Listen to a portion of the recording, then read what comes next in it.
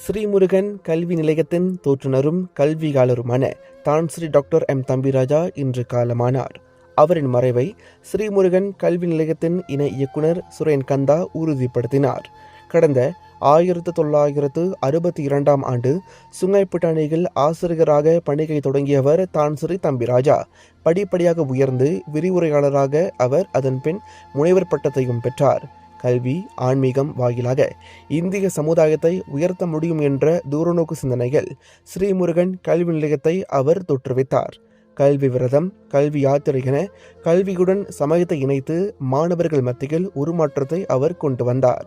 ஸ்ரீமுருகன் கல்வி நிலையத்தின் வாயிலாக கிட்டத்தட்ட 42 ஆண்டுகளாக இந்திய சமுதாயத்திடையே மிகப்பெரிய கல்வி புரட்சி அவர் ஏற்படுத்தியுள்ளார். குறிப்பாக 50,000க்கும் மேற்பட்ட இந்திய பட்டதாரி மாணவர்களை உருவாக்கி அவர் மிகப்பெரிய சாதனையை படைத்துள்ளார்.